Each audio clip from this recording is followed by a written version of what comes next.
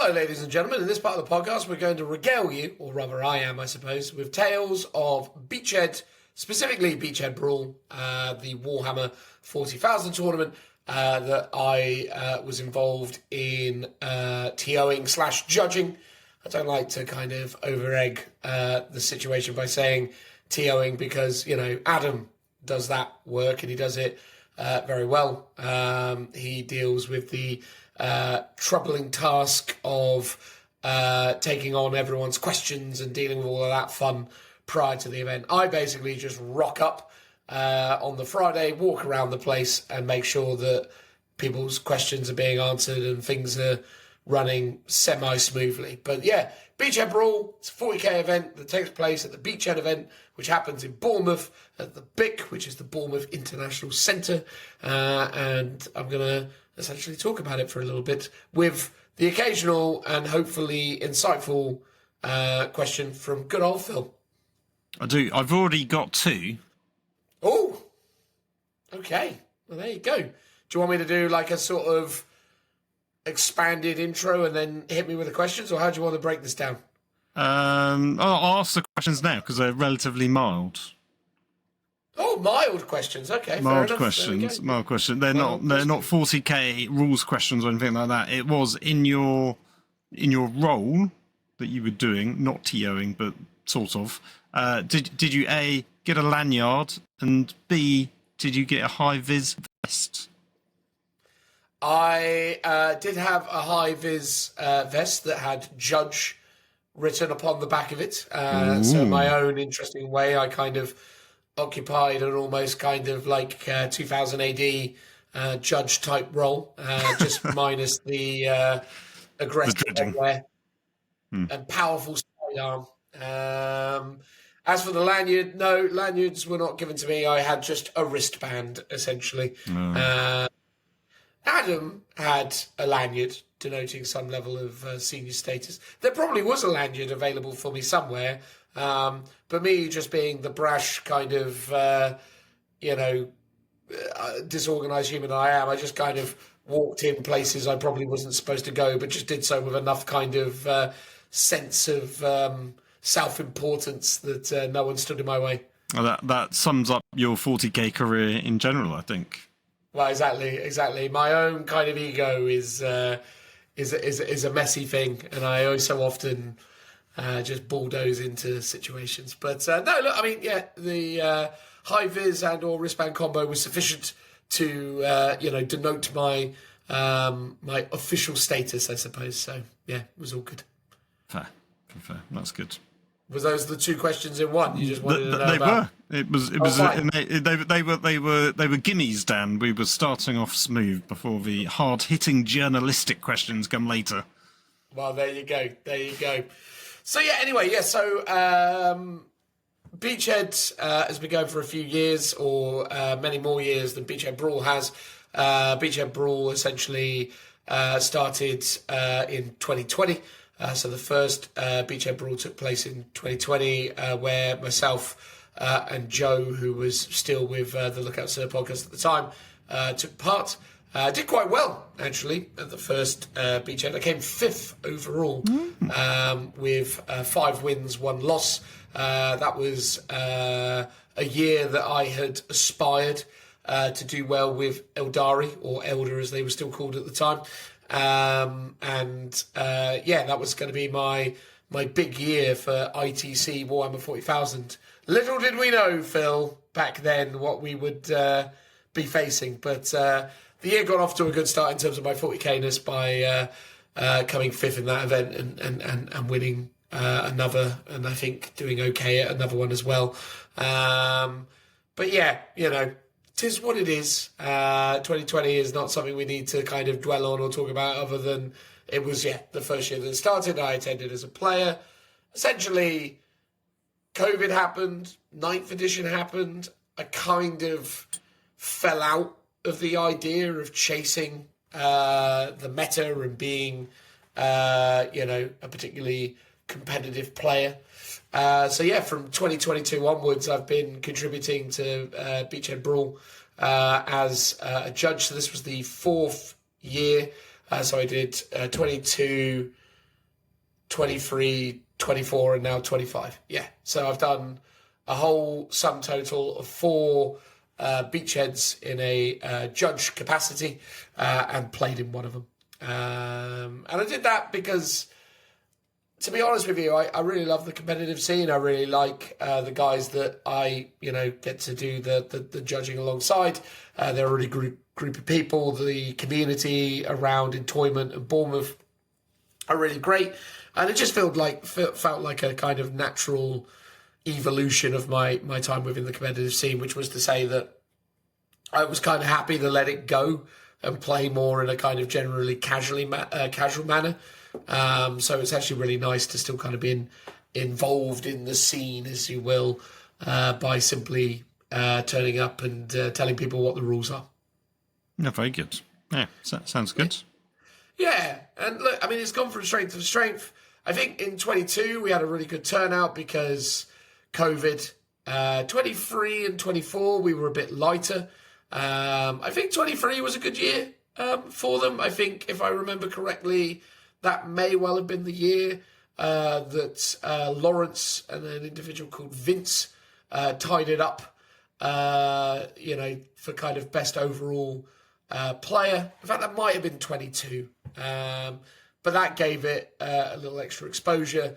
But yeah, last year, 24 was pretty light. I think the kind of peak and trough of Warhammer 40,000 competitive play, but also just the mass market saturation.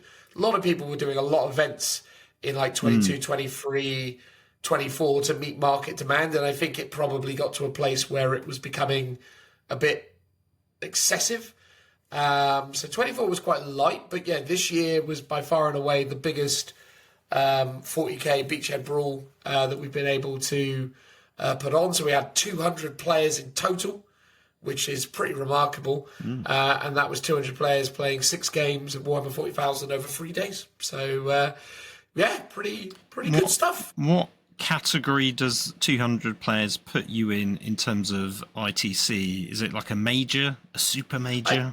I think it qualifies for super major status. It's because for a while it was one of the few super majors available in the country outside of the London Grand Tournament. But since then, Zach and the ETC team have taken the kind of LGT Grand Tournament structure much more national. So now you have the South GT and the whatever GTs that go around. So sort of super major events are less rare these days in the UK. But Beachhead has established itself quite well. And I will say, again, I think after this year, I think, we've kind of earned our spot. I think the thing is with Beachhead that I really enjoy is obviously the environment and the players, but also the kind of more casual attitude that we rather kind of take. So it's weird in a way. Like, we didn't really attract any what I would call super competitive players. We did have, obviously, the upper echelons of the tournament being occupied by some really, really good, skilled players. So it's not to diminish the players that we had. But I would say on the whole, it was much more populated by kind of more fun, bants players than super competitive players. But I think that's just the natural order of things now. I think there's only so many people who want to take Warhammer 40,000 that seriously. And I think that's the weird thing. I think after COVID, we had obviously years of people on the internet basically meta chasing or theorizing. And I think that brought out a very kind of hardcore competitive mindset. I do almost feel like we're in a reset now where the competitive scene, though still kind of enjoyed as a highly competitive game by a few people, I think more people are getting back to the kind of what I would call the more kind of authentic essence of the game, especially when played in events, which is more about, going out there, meeting people, sharing and creating, memorable gameplay moments, making friendships, all that kind of stuff. It's just more of that vibe, it feels, these days, which I think brings more people out, because I think that's what you're looking for. I think the greater majority of people aren't looking necessarily to be the best player and to win at all costs. I think they're more interested in connecting with people and spending a weekend away having fun, which I think Beachhead delivers on, even though I'm incredibly biased. Oh, that's good to hear. I mean, I've always sort of been put off by it purely because it is a competitive event, and I'm like, yes, what we do for Warhammer Worlds and stuff like that, but they always feel more on that kind of casual level, with the exception of the grand tournaments, which we do go into, and I sort of mentally prepare myself like, okay, this is going to be like a tournament. Got to be, be serious. So yeah, it's good that and flagellate yourself. You're like, I'm ready for this. I can do it. I can do it. Exactly. I've always said it. I sort of think events should sort of pivot a bit more to be more casual friendly or narrative driven. Especially, it's almost like game one. Make it serious. Those that win go on a stream of, match play games. But everyone else, once you've lost, you're in the fun tables and you're doing narrative only missions, and they're all, basically. So there is a two-tiering of the event. If you're winning all your games, you're doing the match play ones. But as soon as you lose, you're in the narrative fun tables for 95% of the gamers, which would be a great way of doing it.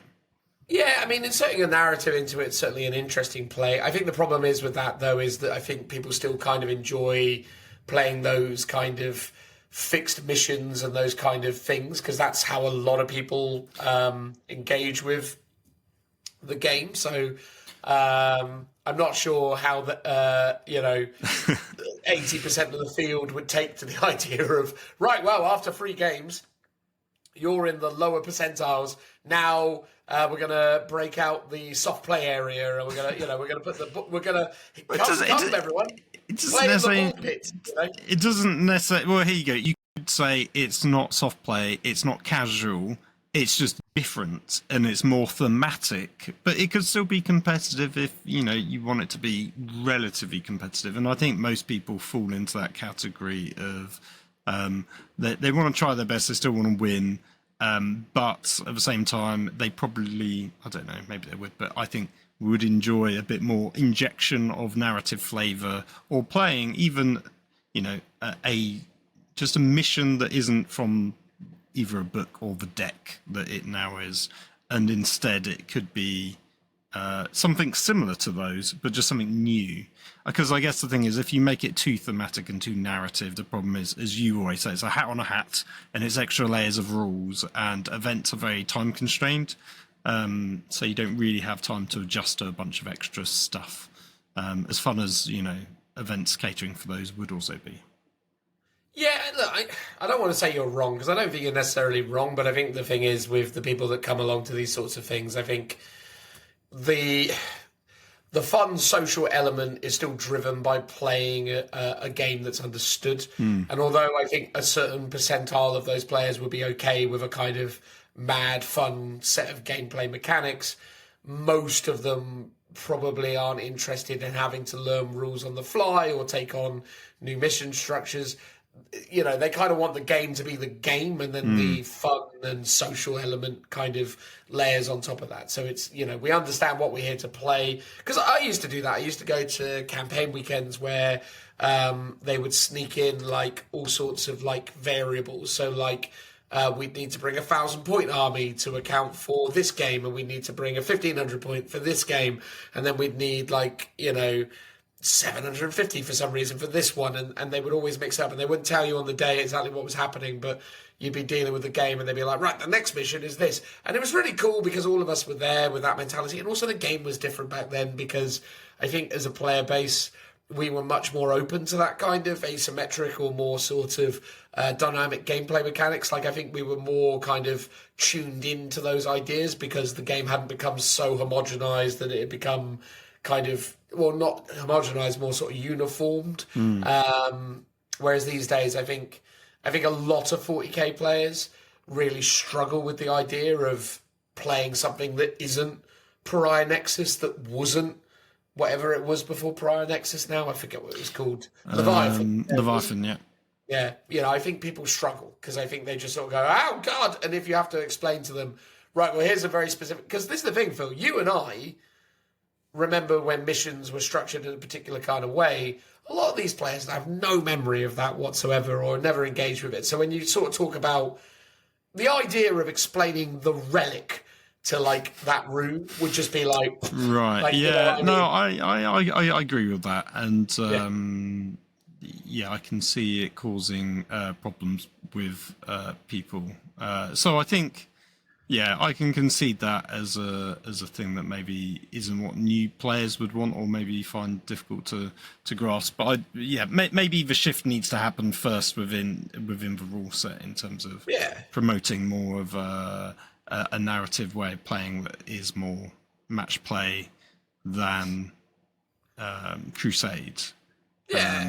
We've said this for many years that to me it feels like there needs to be match play, which is more casual, and then there needs to be tournament play, which is slightly different set of rules or slightly different missions from the match play. But it feels like for so long everyone's defaulted to the tournament play being match play, and that's all people ever seem to want to play, even when you do sometimes historically give them different options to play, but they're just not very well supported in quite the same way. So everyone just defaults to that. Yeah, take me back to Eternal War and Maelstrom of War. I think that was the. I genuinely, man, like I'm genuinely now getting very nostalgic for 8th edition because of stuff like that. I think 8th was super interesting for so many reasons. Whereas, yeah. And obviously it was enhanced by the fact that the ITC had their own kind of bolt-ons. Sorry, excuse me. But, ultimately it is what it is. But, look, I think overall people were there with a good attitude. We didn't really have too many moments. The only piece of controversy that we encountered in the entire event was a guy who was playing... I won't say the army, just to actually sort of spare him, because maybe people might be able to... I mean, it's highly unlikely. A lot of people were playing a lot of the armies. It's not like he was running, I don't know, the only person running... Index Imperial Agents, yeah. Yeah, exactly. It wasn't that guy. But anyway, the point is this guy had made a mistake in his first turn and made decisions based on what he asserted was the situation. And then his opponent responded based on that information. And then the game resulted in this individual winning, i.e. the one that made the mistake in Battle Round 1. And from as what I understood, consulting with their friends, basically realising that they had made a mistake in Battle Round 1 and actually seeking out their opponent and saying to them, sorry, I made a mistake. This is what happened.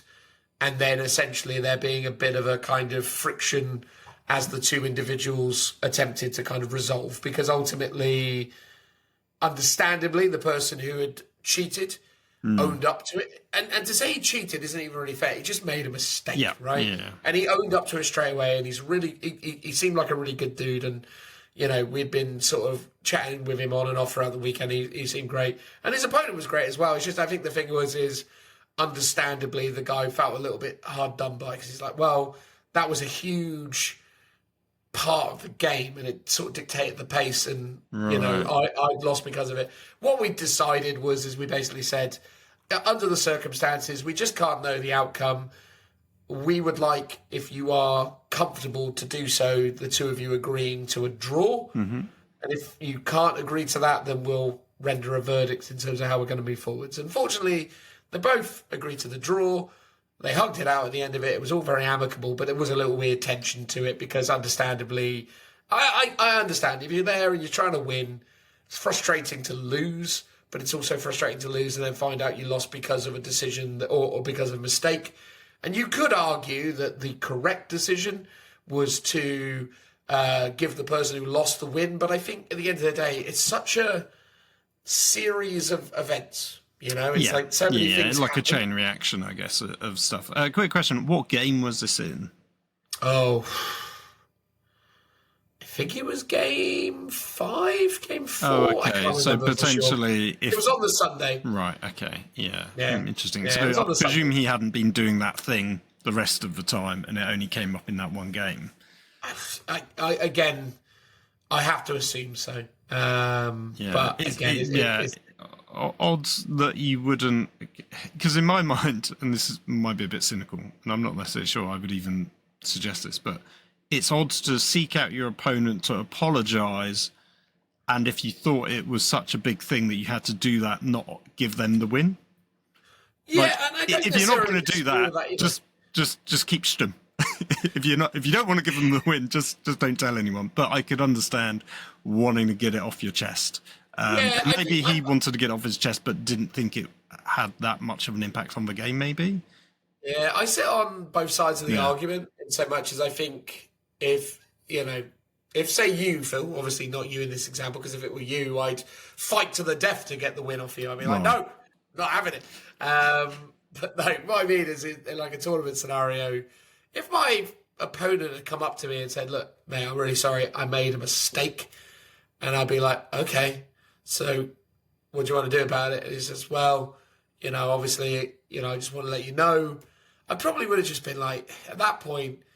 But then the problem is I have such a different mindset now because I don't really mind anymore. Like, I'm not in it to win it. So I'm like, I would probably just be like, right. Yeah. But then I'd probably go away and bitch about it. I'd be like, that guy, he did me, But that was in a way, I'd take the moral high ground in the discussion with the person just so as I could, moan about it behind his back. That's my usual strategy. Yeah. No, that's true. Because it would be like, why are you telling me? Or it depends on how much you thought you were robbed from that mistake, potentially. Yeah, exactly. If the guy was like, well, I feel like I had a fair chance of winning that. I mean, I think ultimately the right decision was made to be like, if you can both agree on a draw, that's the fairest option overall. And as I say, both guys were fine. But that literally was the extent of the controversy that we had. Like, that was it, really. Like, that was the only time where we had to, like, properly intervene in anything. And, again, I always find, it was definitely Game 4. I always find Game 4 the most interesting because it's 6 games. You play the 3 on the Saturday, or you play 2 on the Saturday and play the first round on the Friday, which is a unique feature of Beachhead.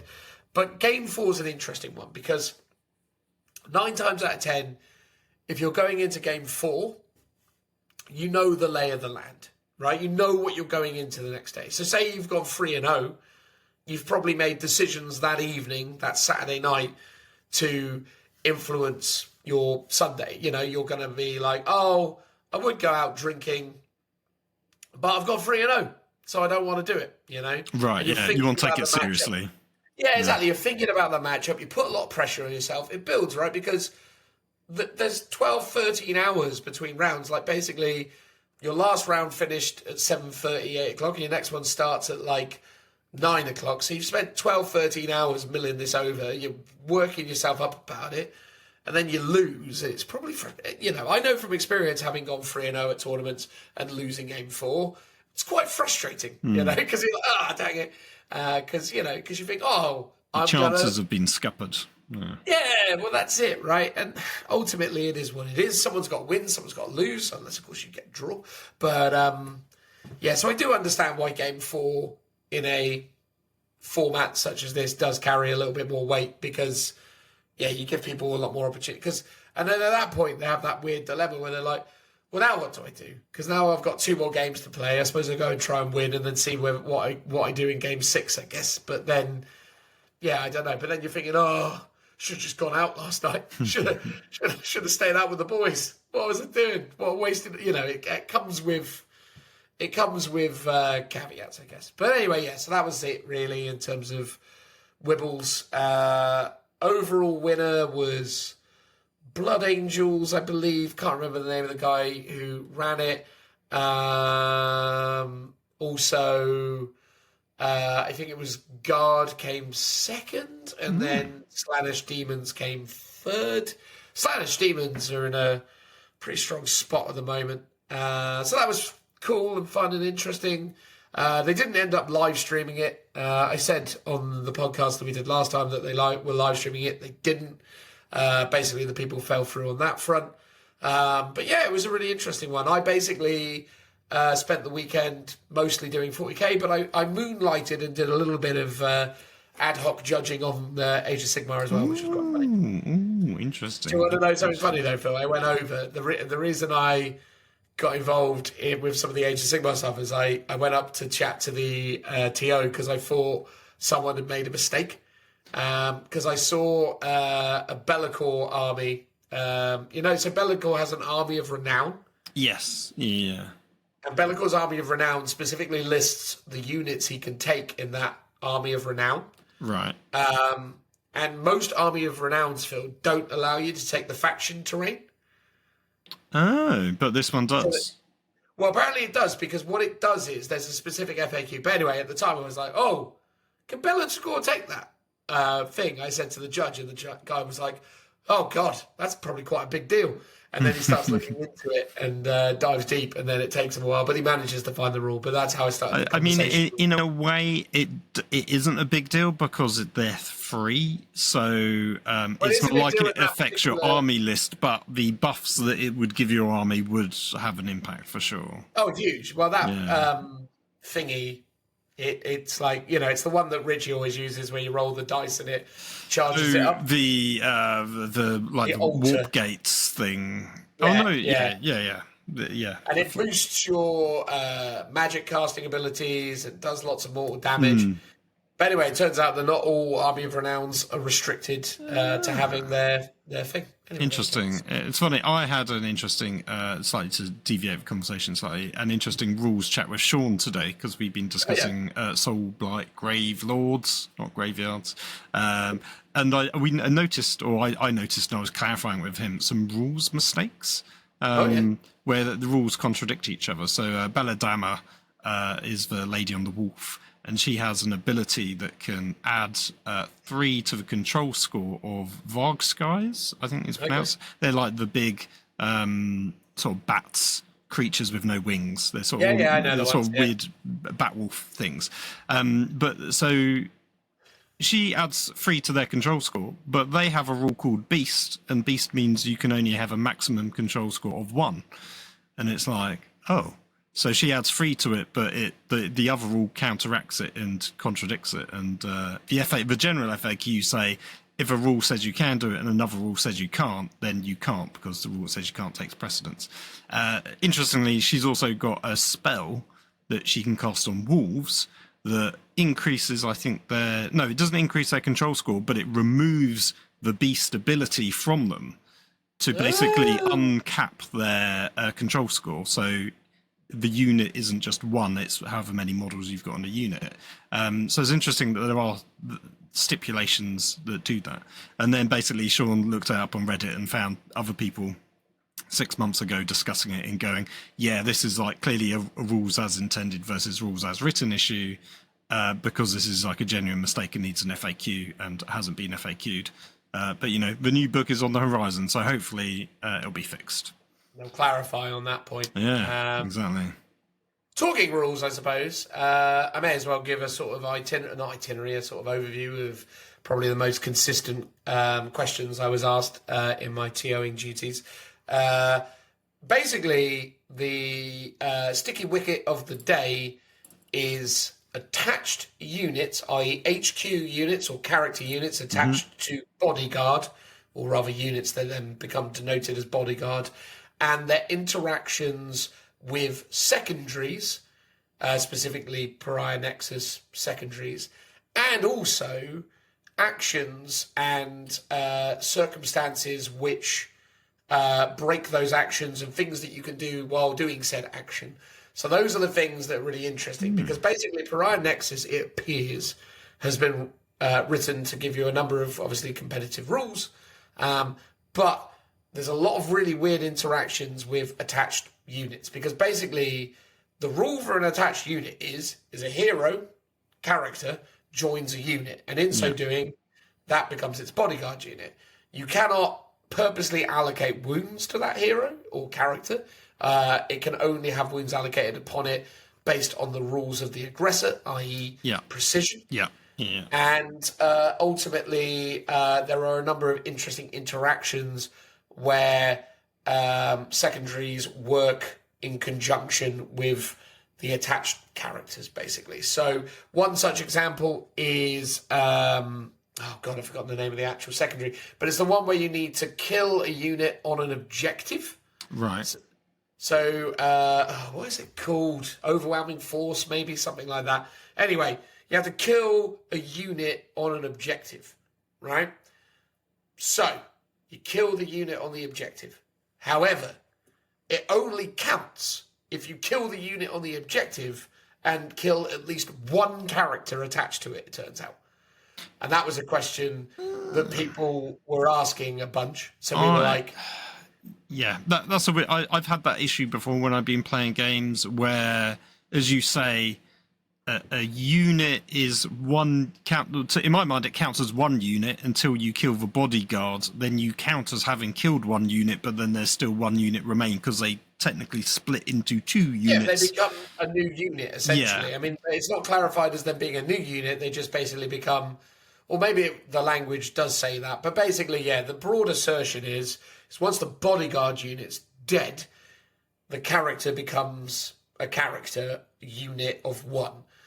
Now, in so doing, because it becomes effectively a new unit, does that mean then effectively that, you know, for the purposes of this secondary, that you've satisfied the criteria? Logically, you say yes. The GWFAQ says no.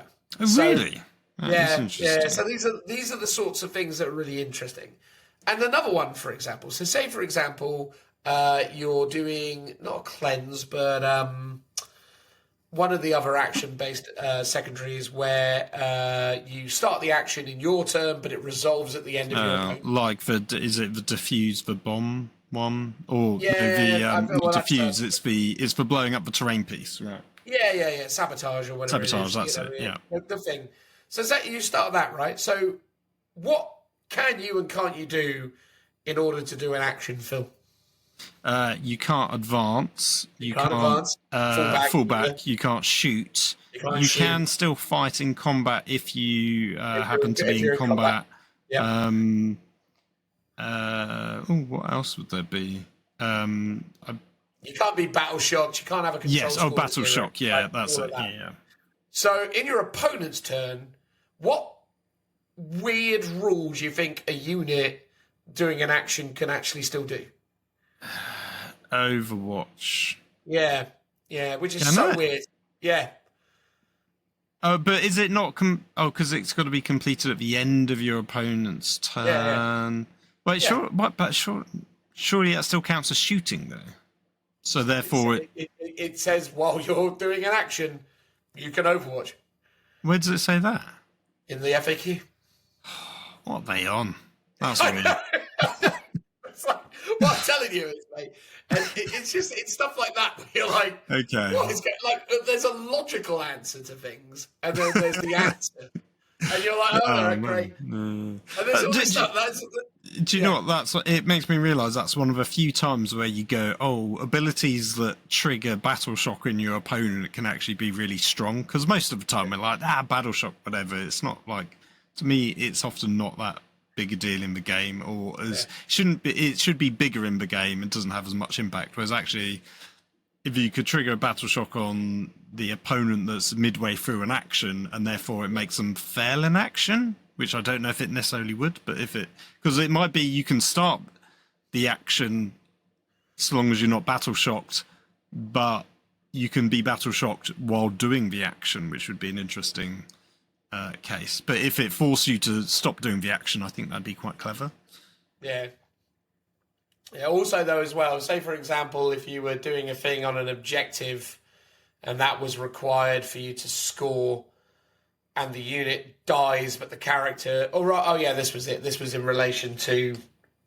Maybe was in relation to the killing off unit. So I'm thinking there's one where you kill off a unit, and then there's one where killing the unit on an objective scores points. But basically, what I discovered is most of the weird stuff in the game comes from attached units and the secondaries that they've created for Brian X's, and those interactions not being entirely clear. Yes, which is, again, it's not like attaching units aren't core gameplay mechanics. That's the thing that's so weird about it. It's like you've got a very, very core principle of your game, and you create a bunch of like interactions that make it pretty inconsistent, which is interesting. Yeah, so I suspect one of the things you're talking about is a unit is doing an action that's got a character attached to it. The opponent kills the bodyguard and is like, I've stopped them. But it's like, no, because the character's still doing the action as well, I assume. Like, you get weird stuff like that. I sound like a terrible judge at the moment because it's always one of those things. But like, yeah, we double, triple checked a lot of this stuff, and I might be getting some of it wrong in retrospect. But the point is that was the thing that came up all the time. And also bear in mind that Overwatch thing. I might have to check that ruling because it basically says you can. Let me check that. I'm going to check that specifically because the thing is with Overwatch stuff. Because I want to make sure that I'm using the correct terminology on that. But right. Yeah. It's interesting. Yeah, the attached characters is an interesting concept.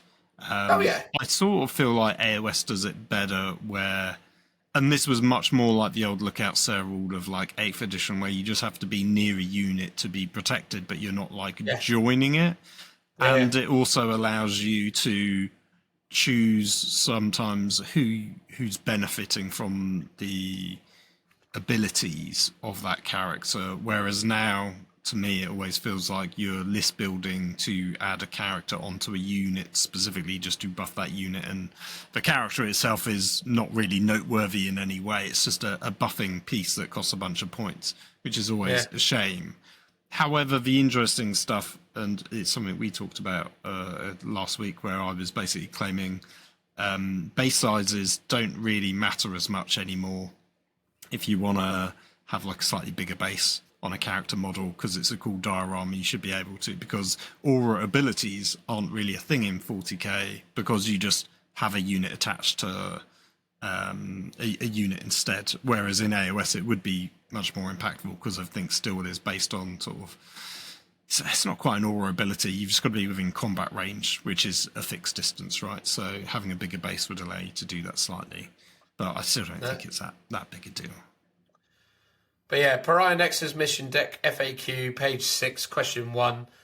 If my unit starts an action in my turn that completes at the end of my opponent's next turn, can I target that unit with a fire Overwatch stratagem in my opponent's turn without causing the action to fail? And the answer is yes. So, yeah, fine. It's so weird, isn't it? It's just like there's lots of that, though, basically. So, yeah, on the whole, though, I mean, people were fairly easy with it. It was questions like, I mean, other ones were like super straightforward, like can beasts breach the walls of ruins, i.e. can they pass through ruined walls? The answer is yes. What? Yeah, beasts can. So is it beasts and infantry? Infantry, Belisarius, Cool, Primarchs, and beasts, yeah. Oh, of course, yeah, they allowed the big guys to do it. Well, in a way, everything can under weird stipulation. So knights can do it with a stratagem. I think tanks in the guard army are going to be able to do it with a stratagem. Well, they have different rules that don't directly relate to ruins. It's more they basically gain the ability to pass through terrain with as if it wasn't there. So it's different. It's sort of a different thing. But we had one guy ask us, because of a Chaos Knight stratagem, you essentially ignore models and terrain for movement. Does that mean that he can fall back from combat with no penalty? And it was like, well, no, you're still falling back. You just can fall back through them if you wanted to. But it was interesting. I saw someone online ask a similar question, and it was sort of saying when you charge, you can sort of move through models as if they're not there, but it's not. It wasn't quite that. It was more basically you ignore the 1 inch combat range and you can go through it. And the person was saying, "Oh, can I just move through the models?" And it's like, no, you can only just move through their combat range, and not combat range, whatever the 40k terminology is. Engagement range. Engagement range, sorry. I'm on too much of an AOS binge at the moment. That's my problem. Because he was like, you just gained an inch. That seems a bit pointless. And it's like, well, it actually does make a big difference. In stuff. That was interesting that people do get those like little bits mixed up. Yeah, I mean, it was interesting. I quite enjoyed the way the guy spun it to me. He basically sort of said, it's like I'm teleporting. I was like, yeah, but you're not teleporting, you're moving. Like, it was very well, he had it very well rehearsed in the way that he was going to spin it. Basically, one of his big important Chaos Knights was in combat with Scarbrand, and he was like, I don't want to die to Scarbrand. Right. So I want to leave combat with Scarbrand. But Scarbrand's rule is you have to pass a battle shock test to leave combat with him. And he was like basically trying to come up with a way that he could leave combat without having to risk failing a battle shock test. And it was like, no. And then he rolled his battle shock test and inevitably failed it. Rough. Yeah, it happens. It happens. But, you know, I genuinely believe in those situations. Had he just gone, okay, cool, and rolled it, probably would have been fine. It's always when Too you much make build up. That's always it, man. Never build it up. But yeah, that was it. So yeah, really good event. I really enjoyed it, but obviously, you know, I was somewhat involved in the organisation of it, so I'm going to spin positive. Well, I will say as well, just because I'm sure they're listening and want to hear me shout them out. I won't name names, but did have a few listeners come up and say hello to me, which was super lovely. So on the day one, I was chatting to a guy at the tabletop who was playing in the tournament, and he was like, oh, I love the podcast, and he seemed really lovely. Sadly, I didn't get much of a chance to chat to him throughout the weekend, but he was really nice on the Friday, and it was really great to hear about him enjoying the pod, so that was really appreciated. On the Saturday, I was introduced to a chap who was playing in the Blood Bowl tournament, and he was like, why aren't you out here playing Blood Bowl? And he was giving me a bit of shit for it, but I was like, well, I'm doing this, mate. I mean, if I was doing anything, I'd be playing AOS right now, but it is what it is. But he was super lovely. So, yeah, thanks for coming up and chatting with me and, you know, sharing your appreciation for the pod. And obviously, you know, me and Phil really appreciate that because it was, well, I mean, Phil's just hearing about it for the first time, but it was... Did any of them ask after me? Be like, where's that handsome Phil gone? Where is he? Well, they didn't say handsome. Oh, you know. Then they're not fans at all. Where's that haggard Phil? Was what they were saying. You know? Yeah, they're like we've seen him on the YouTubes now. We know what he looks like. Terrible. Exactly. Terrible. No. They were very complimentary and really interested. It's one of those because the thing is sincerely, it's really nice meeting people who listen to the podcast because so far so good. I've never really met anyone that I find particularly difficult to talk to, and I always like trying to, you know, make the time to really kind of get to know these people because I think, you know, ultimately, you know, I'm a fan of so many things on the internet and, you know, my experiences talking to a number of or trying to communicate with a number of people that I like and follow haven't always been particularly positive. So I try really hard to make sure that, you know, when people come up and say hello to me, that I'm actually quite accommodating and quite nice. I mean, obviously there's always boundaries to these things. I mean, if you're a complete silly person, no one tried to stab you and take your place on the podcast then, as per seemingly last not. episode. I don't know if I don't think they'd listened to the intro at that point. Oh, they missed out. They missed out then. Next year, there's always another chance. Oh God, yeah, it's your annual. Yeah, exactly. Maybe it'll be your annual Hunger Games, basically. Well, there you go. Anyway, yeah, so that was nice, and then there were a few others that came along and said hello, and yeah, really appreciate everyone who did so. Super nice, and yeah, it means a lot. So yeah, it's great to know and connect with people who enjoy what we're doing. So that was cool. And then yeah, otherwise it was a good event. I'm really looking forward to doing it again next year. I know in an outro from a couple episodes ago, I was a bit down in the dumps about it, but I mean, again, not to kind of drag up the dead dad conversation again, but that probably was filtering my thoughts and feelings at the time. I was in a bit of a hole when I was having that conversation about, oh, what's the point? But yeah, coming out of it, feeling really good about it, really enjoyed it. And a massive part of that was interacting with listeners. I think that really kind of bolsters your enthusiasm for things. And that was super nice. And I actually went out on Friday night with Joe and the Liam Dempsey, what are they called now? Fanes, the people that are like the super core Liam Dempsey fans. It was bizarre watching how much the Liam Dempsey community love old Joe. That was a very sort of strange situation. I mean, it's understandable. We all love him, and our listeners loved him. Obviously, they're obliged to hate him now because he left us. Well, exactly. But they were plying him with lots of drink, and he was so funny when he turned up on Saturday.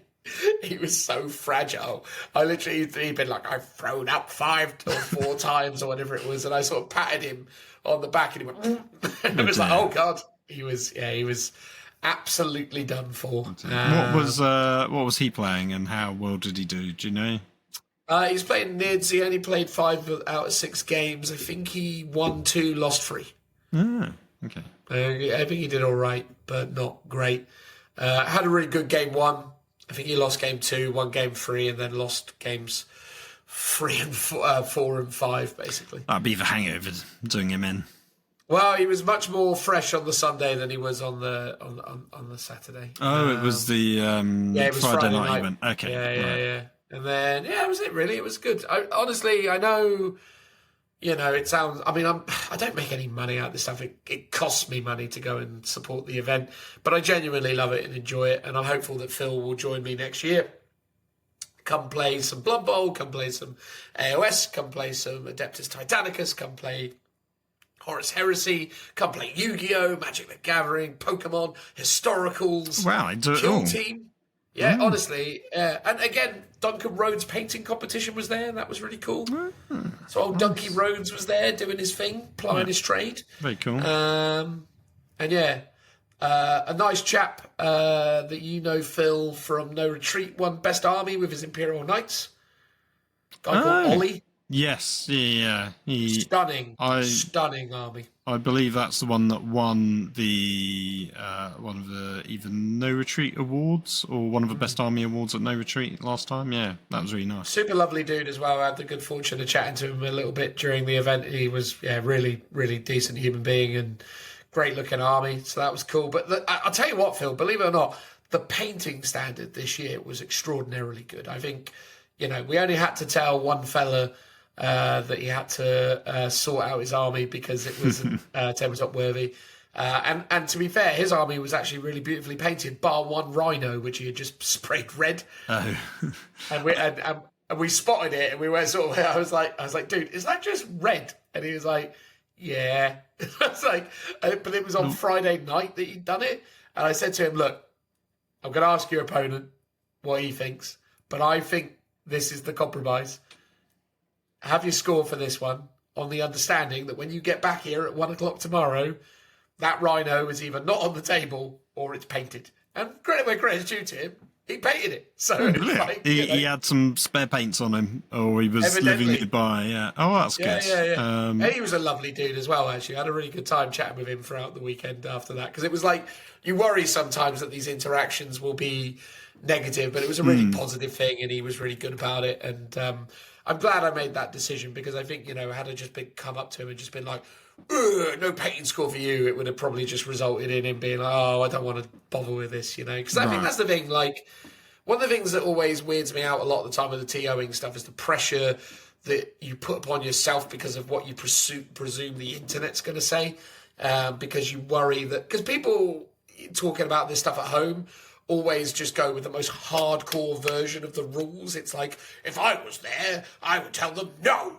this is the rules and blah. But the problem is it completely overlooks the human experience and the nature of it. And I think ultimately, yes, okay, you're there to adjudicate and do things to a standard, but you need to also create a vibe as well, and not be, you don't want to go to an event and just deal with an authoritarian regime the whole time, right? Like it's pretty cold. And again, like, had he turned up the next day and not had a painted rhino, I mean, like, I think he would have understood that was on him. He made the decision, and he would either take it off the table to get himself the 10 points, or he'd keep it on the table and use it for its tactical advantages in game. Yeah. As it is, he did the right thing and painted it. That's good. So, good on him. I mean, I won't lie, Phil. It wasn't the best paint job in the world, but he free-handed a chaos symbol on it. It looked really good, and he did like the tracks and painted like the spiky bits on it. It was pretty decent. Nice. Yeah, that's good. Not bad for an evening's work. So yeah, there you go. No, nothing else really to say on Beachhead other than it'll be happening again next year. And I hope you'll be able to come along, Phil, because I think I think it's long overdue. Oh, completely. I mean, I came close this time, but at the same time, the stars did not align. Well, inevitably, what's probably going to happen is what happened this year, which is I don't see a reality where we're not going to the AOS doubles next year. Right. Okay. We do it every year now. And I love it. It's a great event, and that's like mid to late January, and it's quite close. Yeah. Yeah. Yeah, so that's the thing. Because, I mean, this is the thing, like, I'm taking March off from an events perspective. Like, I don't plan to go to any more events now until the 40k doubles in April. That's basically my next one. Yeah. And then RFW in May. I'm going to do RFW. I believe it's. I was going to check with you. I was going to talk to you in the outro about that. Yeah. All right. Well, let's do that. We'll go do the outro and finish up this segment. But there you go. Beachhead. It was a good time. Yeah, there's lots of videos and things about it on the interwebs. Check them out. See for yourself what people thought of it. And if you get the opportunity, come along and join us next year. Be one of those 240k players, or maybe an AOS player, or maybe the other games. It's all there for the taking. But cool. Transitional noise.